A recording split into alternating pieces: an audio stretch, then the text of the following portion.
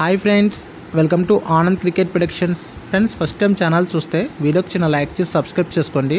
మీకు టెలిగ్రామ్ ఛానల్లో IPL matches ఫ్రీగా ప్రొడిక్షన్ కావాలంటే మన టెలిగ్రామ్ ఛానల్ లింక్ వచ్చి డిస్క్రిప్షన్ అండ్ కామెంట్ బాక్స్లో పిన్ చేశాను.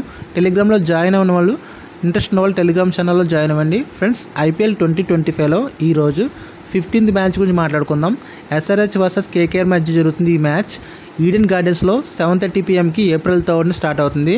ఈడెన్ గార్డెన్స్ పిచ్ అనేది ఎలా ఉంటుందంటే, ఇది ఫుల్గా batting pitch and big runs వస్తాయి, high scoring ground. So maximum toss గెలిచిన టీము చేజింగ్ తీసుకుంటుంది. కాకపోతే ఈ పిచ్లో చేజింగ్ అండ్ ఫస్ట్ బ్యాటింగ్కి విన్నింగ్ ఛాన్సెస్ ఈక్వల్గా ఉన్నాయి.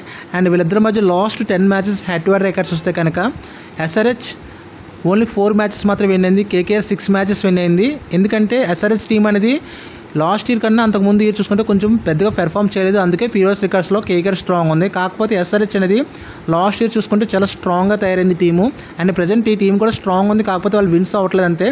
అండ్ ఎస్ఆర్హెచ్ అండ్ కేకేఆర్ ఈ టోర్నమెంట్లో వాళ్ళ పెర్ఫార్మెన్స్ ఎలా ఉందో చూస్తే, ఎస్ఆర్హెచ్ 3 మ్యాచెస్ ప్లే చేస్తే ఒక మ్యాచ్ విన్ అయింది. ఫస్ట్ మ్యాచ్ మంచి స్కోర్ కొట్టింది 286.